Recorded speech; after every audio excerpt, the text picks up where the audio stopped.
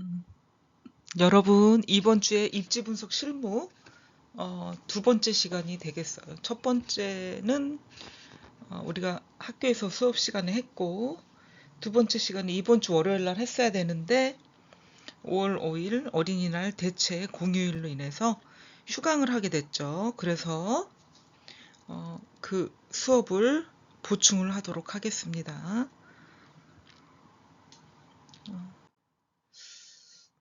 입지 분석 실무 중에서 입지 특성 조서가 있어요. 말 그대로 우리는 입지라는 얘기를 1학기 수업 시작할 때부터 많이 듣고 많이 하게 됐죠. 부동산 그다음에 상권 분석에 있어서 입지라는 게 굉장히 중요합니다. 중요하기 때문에 수업 시간 한 학기 수업 시간 동안 수없이 많이 이제 거론되는 내용이 되겠죠. 그래서 입지 특성이라는 걸 보면은 기능적 특성과 지리적 특성이 있습니다. 지리적 특성과 기능적 특성이 있는데 지리적 특성이라는 게 이제 왔다 갔다 볼 수 있는 거, 가시성이라는 게 있고요. 또 그 접근성이라는 게 있어요. 너무 멀다, 이용하기가 멀다, 그리고 불편하다 그러면 좋지 않은 거죠. 그래서 접근성이 좋다는 거는 이용하기 편리하고 거리가 멀지 않다는 게 가장 큰 내용적인 문제고요.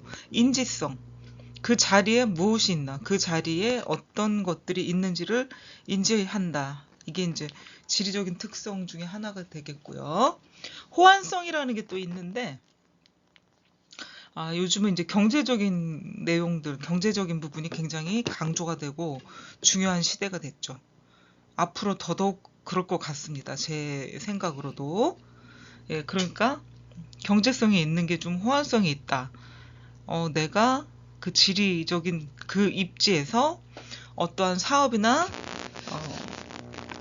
장사를 했을 때 다른 사업으로 전환하기가 얼마나 쉬운가, 그렇지 못한가를 나타내는 게 이제 호환성이 되겠죠. 보완도 마찬가지. 뭔가 부족한 게 있는데 그거를 잘 보완해 줄 수 있는 입지인가 아닌가, 이런 거를 볼 수가 있겠고요. 또 요즘 같은 세상에는 거의 세대별로 자가용 자동차가 있어요. 뭐 한 대는 기본이고 두 대, 뭐 세 대 있는 집도 있지만 뭐 없는 집도 있겠고요. 없는 세대도 있겠고, 그렇지만 대부분 일반적으로 보편적으로 자동차가 있다, 자가용이 있다고 생각을 해보면은 주차 공간이 편리한 곳을 우리는 원하고 있죠. 주차장이 있냐 없냐에 따라서 그곳으로 우리가 가서 그 원하는 입지냐 아니냐에 따라서 고객들이 얼마큼 올 수 있는지, 고객 수용 능력이 얼마나 되는지를 판가름해 볼 수가 있는 거죠. 걸어서 갈 수 있고 뭐 자동차 주차를 하지 않아도 된다면 상관이 없지만 대부분은 자동차를 활용을 해요. 걸어서 가는 거리가 아니면은 뭐 대중교통을 이용해 볼 수도 있겠지만 그래도 자동차를 많이 이용하기 때문에 주차에 대한 편리성이 있느냐 없느냐, 이것을 지리적인 특성으로 따져볼 수가 있겠죠. 그리고 입지의 기능적인 특성은 단절이 됐나, 상권이 유동인구가 얼마나 어, 왔다 갔다 하는지, 유동인구의 수를 특성 유동인구의 수를 확인해 볼 수가 있는 거고요. 또 그 소비 특성, 그리고 경쟁 점포나 상권이 어떻게 되는지, 경쟁 관계를 살펴볼 수가 있겠고요. 지역 용도라는 게 지역에 뭐 어떤 용도로 상권이 형성이 됐나, 뭐 이런 거를 볼 수가 있는데 지역 용도가 뭐 여러 가지가 있겠죠. 아파트도 있겠고 사무실도 있겠고 어, 근린상권이나 중심상권으로 구성되는데 그 용도 확인을 해볼 수가 있는 거죠. 그래서 이런 용도를 구분해 가지고 기능적인 특성을 조사해 볼 수가 있는 거죠. 지리적 특성과 기능적 특성을 조사해 볼 수가 있습니다. 그래서 입지의 지리적 특성, 뭐 지금 대부분 아웃라인을 설명했는데, 가시성이라는 게 점포의 전면을 오고 가는 고객이 그 점표를 쉽게 볼 수 있는 거죠. 잘 눈에 띄는 거다. 가시성이라는 거. 어떤 점포는 눈에 잘 띄고요. 어떤 점포는 잘 띄지 않는 데가 있잖아요. 그래서 잘 띄는 곳은 점포의 가격이 비싸다. 어떻게 보면 지금까지는 그랬어요. 그러니까 이게 다 가치와 가격이라는 게 있는데, 돈으로 살 수 있는 것들, 아니면 뭔가 우리는 사업을 시작할 때는 투자를 해야 되는데, 또 투자라는 금액도 어느 정도의 가격과 가치가 있느냐를 볼 수가 있는 거죠. 이런 내용들로 인해서요. 그래서 얼마나 소비자의 눈에 잘 띄는가 안 띄는가가 지리적 특성 중에 가장 중요한 요소다. 입지의 특성에서 가장 중요한 거, 지리적 특성에서 가장 중요한 건 가시성이다라고 볼 수가 있겠고요. 접근성은 아까 얘기했듯이 뭐 소비자들이 그 점포를 쉽게 찾아올 수 있느냐 없느냐, 이거를 이제 판단해 볼 수가 있는 거죠. 방문이 쉬운가 안 쉬운가, 그 가능성 척도를 판단해 볼 수가 있는 거죠. 점포 진입이 쉬우면 접근성이 좋다 그러고, 고객이 접근하기가 편리하다 이렇게 생각을 하는 거죠. 집합 건물 내에서도, 그러니까 이 집합 건물이라는 게 뭐 상가도 있는데, 그 상가가 뭐 단층이 아니에요. 거의 최소한 2층, 3층 내지는 뭐 5층, 7층도 되는데, 건물 내에 계단이나 장애물이 있을 때는 고객이 아무래도 접근이 조금 쉽지 않아. 엘리베이터를 타고 가야 된다든가 계단을 올라가야 된다 하니까 불편함을 느끼죠. 시대가 점점점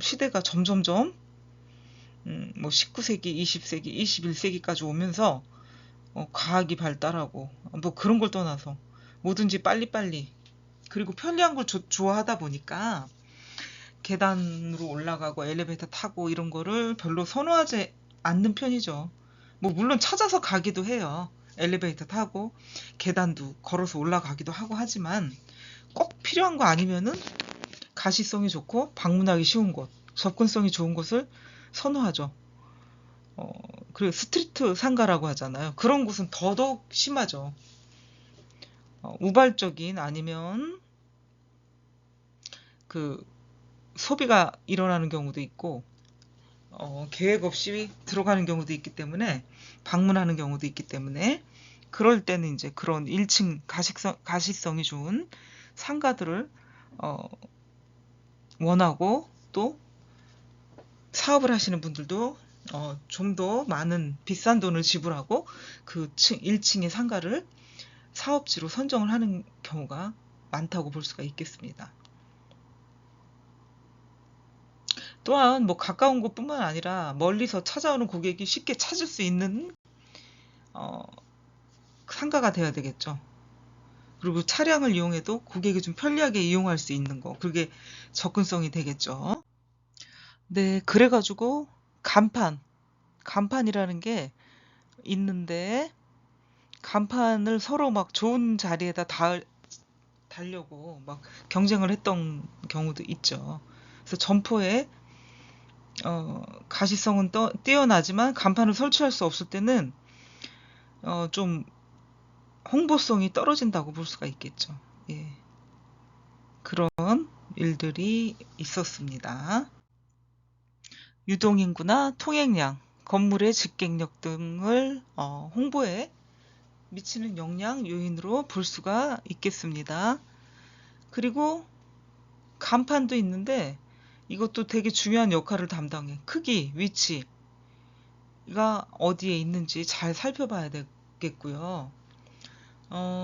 점포를 통해 가지고 점포 위치를 노출시킬 수가 있고, 잠재 고객들에게 점포에 대한 업태를 충분히 효과적으로 알릴 수가 있기 때문에 좋다 라고 볼 수가 있겠죠. 점포가 좀 넓다.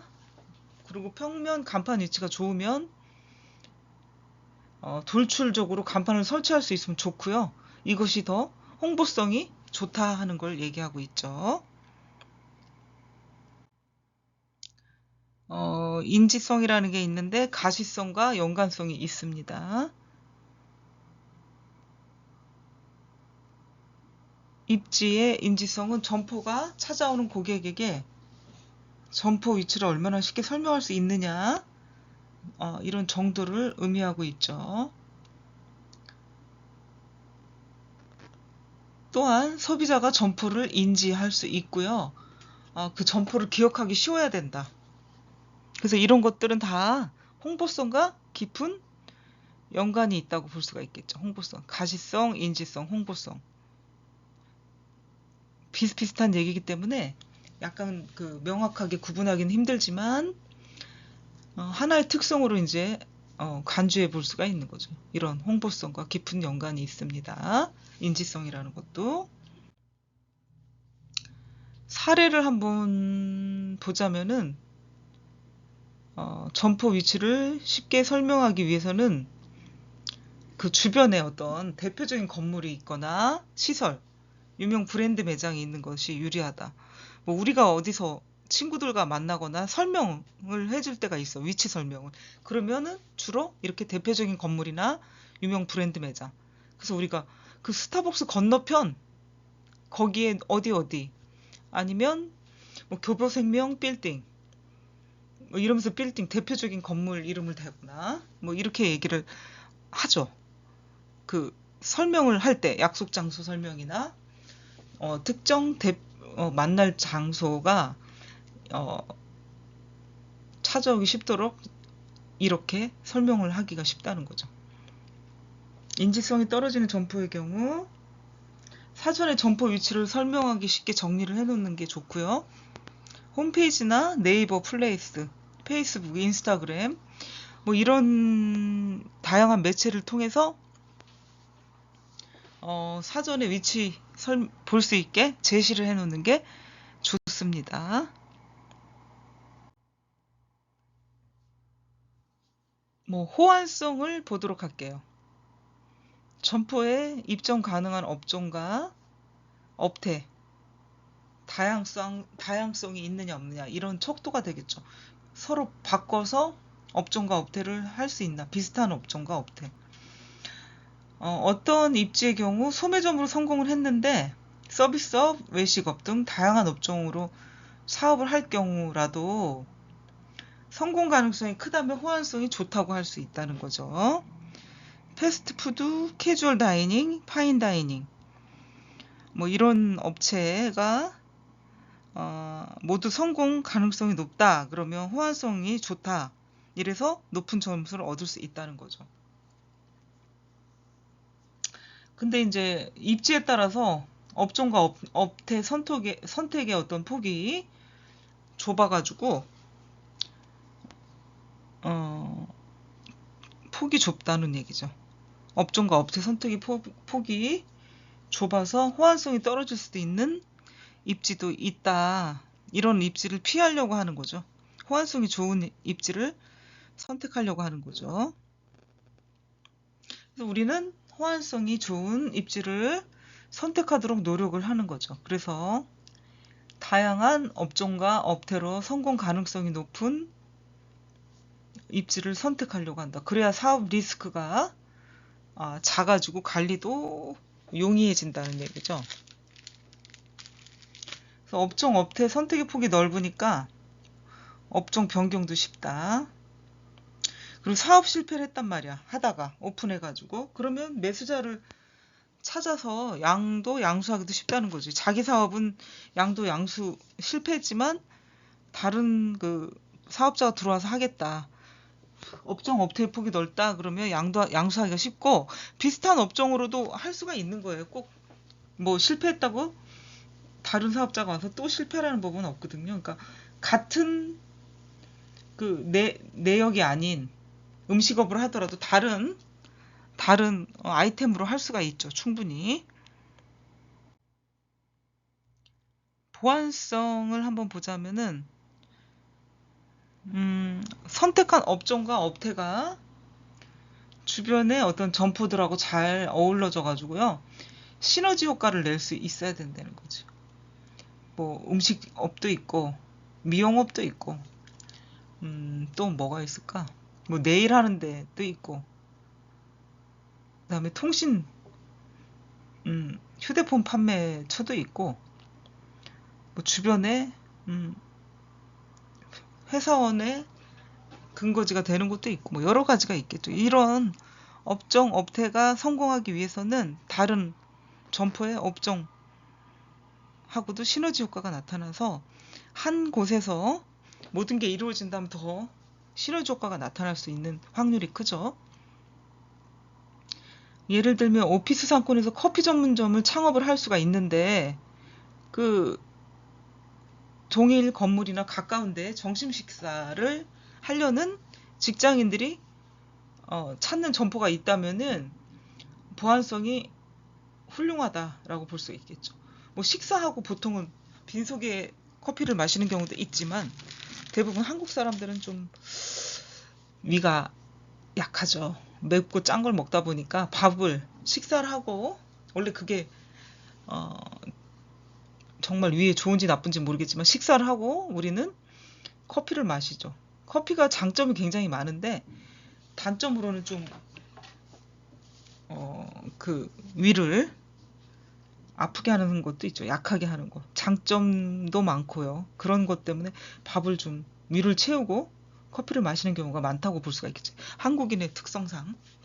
그래서 이게 아주 우수하다고 볼 수가 있는 거죠. 커피점과 식사를 할 수 있는 어, 점포가 있다면 밥을 먹고 커피를 마시는 게 보통의 일과이기 때문에 뭐 보안성이 우수하다라고 볼 수 있겠고 상권에 따라 가지고 점포 사이에 서로 상관관계가 높은 업종이 다를 수가 있다. 지금처럼 식사하는 곳, 식당과 뭐 커피숍 상관관계가 높다고 볼 수가 있는데 요런 상관관계가 업종에 따라 좀 다를 수가 있고 그래서 우리가 상관관계가 높고 시너지 효과가 있는 업종이 어떤 것이 있는지 확인해서 창업을 하는 게 좋겠죠. 상권과 업종의 시너지 효과를 볼 수 있는 걸로. 예, 그렇게 하면은 아무래도 성공적이고 사업을 오랫동안 영위해 나갈 수가 있겠죠. 예를 들면 강남역 상권에서 죽 전문점. 이런 곳은 뭐 보통은 밥을 먹기 때문에 죽을 좋아하시는 분도 있지만 이런 곳은 어디에 창업이 되면 좋냐. 환자들이 많은 곳이겠죠. 그게 뭐 성형외과가 될 수도 있고 병원 근처가 될 수도 있죠. 그래서 보안성이 좋다. 근데 특히 여긴 강남역 상권이다. 강남역과 뭐 신사동 이런 데는 뭐 청담동 이런 곳은 이제 성형외과가 많다 보니까 죽 전문점이 어, 보안성이 높다. 이렇게 판단을 내린 거죠. 그리고 소비자 특성에 따라 점포 사이의 상관관계가 좀 높은 업종도 또 다를 수가 있다. 소비자 특성. 그러니까 젊은 이들은 그렇게 죽을 좋아하는 거 같지가 않아요. 뭐 30대, 40대, 50대, 60대, 70대 이렇게 분포적으로 다를 수는 있는데 아무래도 20대는 죽하고 거리는 멀다. 맛있는 게 얼마나 많은데. 안 그래요, 여러분? 그래서 창업을 하려면은 자신이 그 하려는 업종하고 시너지 효과를 낼 수 있는 게 어떤 것이 있는지 확인해 보면 좋겠죠. 확인해 본다면 되게 좋겠죠. 주부 같은 경우에는 소매점이나 커피 전문점의 보안성이 높고요. 직장인은 간단하게 식사할 수 있는 음식점과 커피 전문점의 보안성이 높은 것으로 나타나고 있다는 거죠. 그러니까 주부와 직장인의 어떤 선택이 어떤가에 따라 이 보안성도 달라지고 있는 거죠. 그러니까 소비자 특성에 따라 점포 간의 상관관계가 다르게 나타날 수가 있는 거죠. 특히 대형 상업시설 같은 경우는 보안성의 성공이 주요 변수가 되니까 매우 중요하다고 볼 수가 있겠죠. 대형 상업시설은 모든 걸 많이 대부분 다 갖추고 있으면 그 안에서 정말 하루 종일 쇼핑을 해도 시간이 많이 흐르게 되니까 특히 주의해야 된다. 보안성의 변수가 되게 중요하다. 이렇게 볼 수가 있겠습니다. 주차 편리성. 마지막으로 입지 특성 조사의 주차 편리성. 소비자가 좀 많이 구매하기 위해서 아니면 구매 행동을 하기 위해서 고민을 하는 부분 중에 하나가 주차다. 주차. 차를 가지고 갔을 때 주차할 때 편리하냐, 그렇지 뭐 불편하냐, 주차 요금도 내야 된다. 뭐 이렇게 감당해야 된다면은 굉장히 이게 불편하기 때문에 고민할 요소 중에 하나가 되겠죠. 특히 패스트푸드점보다는 파인다이닝, 레스토랑을 이용할 때 중요해지고요. 편의품보다는 전문품을 구매할 때 주차 편리성이 점포 결정에 큰 영향을 미친다고 하죠. 패스트푸드는 주로 나이하고도 관련이 있는 거죠. 뭐 10대, 20대, 좀 더 나이가 있다면 30대, 40대도 먹지만 걸어서 접근성이 좋은 쪽이 많고요. 파인 다이닝이라는 거는 이제 고급 레스토랑이기 때문에 아무래도 좀 비싼 돈을 지불하고 먹는 사람들이 많다 보니까 가족 외식이나 중요한 약속, 나이 드신 분들이 찾는 곳이기 때문에 아마도 이렇게 구분해 놓은 걸로 생각이 들어요. 전문품도 마찬가지죠. 전문품이라 하면은 뭐 고가의 상품도 있고 그 분야에 어떤 한 분야의 전문품을 구매하기 때문에 이 장소가 일반적이지가 않을 수가 있기 때문에 그렇죠.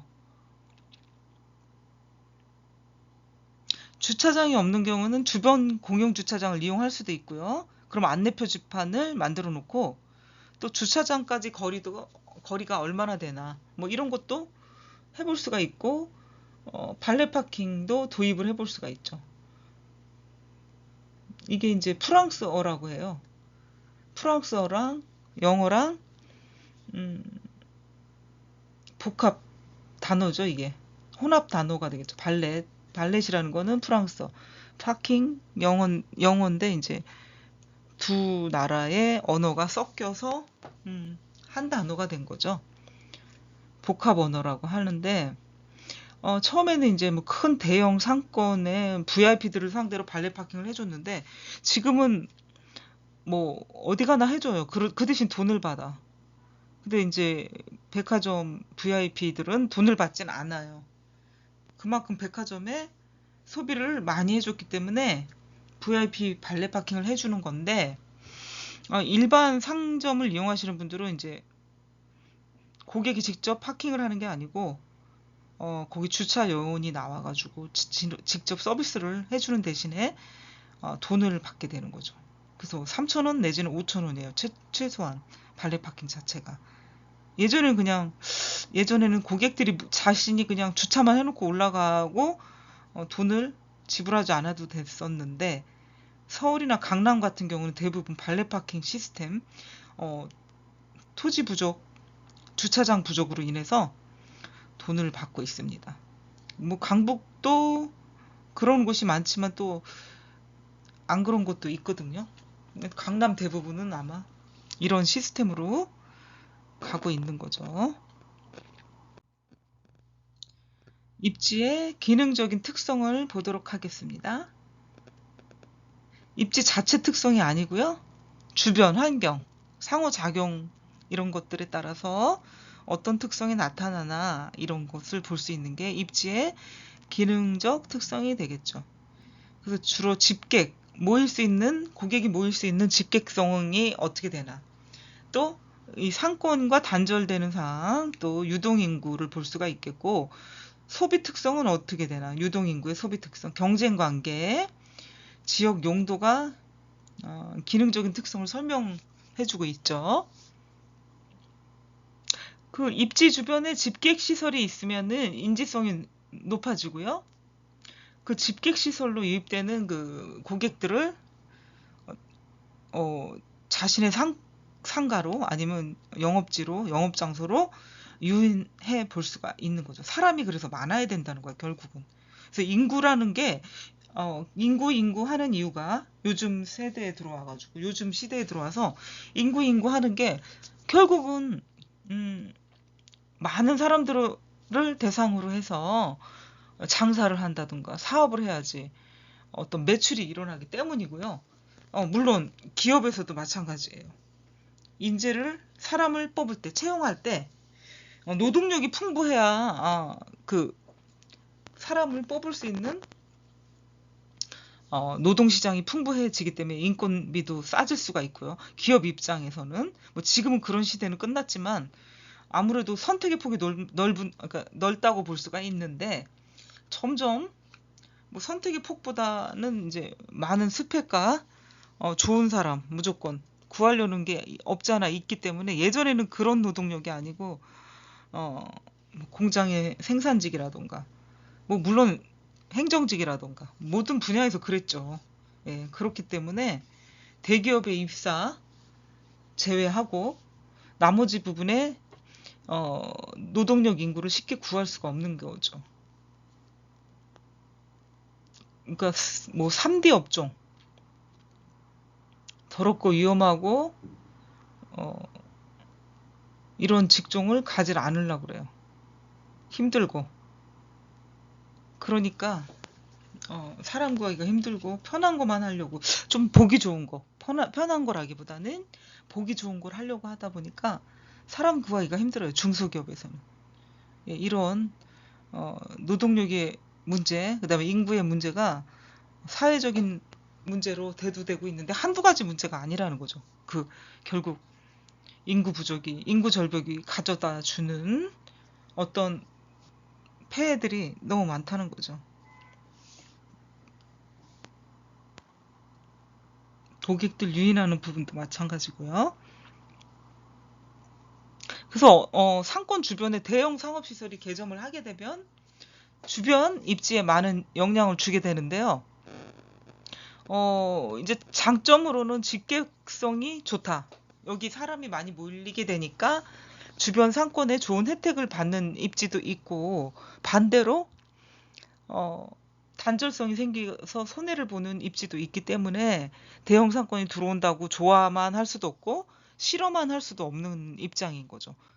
잘못하면은 망하는 경우도 생긴다. 이렇게 볼 수가 있겠죠. 그래서 입지의 세부적인 내용을 보면은 입지 자체 특성이라기보다는요, 기능적인 특성이 있는데 입지와 주변 환경과의 작용을 한다. 집객 시설 및 집객 기능, 그러니까 대형 상권, 대형 백화점이 들어왔을 때 주변의 상권들이 살아날 것인지 죽을 건지 죽게 되는지 뭐 이런 장점과 단점들을 가진 입지들이 생길 수밖에 없다는 거. 그다음 유동인구의 문제. 지역 용도는 어떤 용도로 쓰고 있나? 지역 용도가 전체적인 지역 용도가 똑같을 수는 없겠지만 그 주변의 시설과 용도를 볼 수가 있겠고 단절 요인도 볼 수가 있겠죠. 가장 안 좋은 게 단절 요인이 되는 거죠. 단절 요인. 그래서 입지의 기능적 특성을 그림으로 나타낸 걸 여러분들은 보고 있고요. 집객성을 보도록 할게요. 집객성. 주변 환경에 소비자들이 많이 모이도록 만들어준 특성이 있죠. 이런 것들이 어떤 시설이냐 하면은 백화점, 극장, 관공서, 금융기관 이런 것들이 대표적이고요. 케이블카, 루지, 스카이워크 같은 관광 자원이 있는 시설이 있는 곳도 되겠죠. 단절성을 한번 볼게요.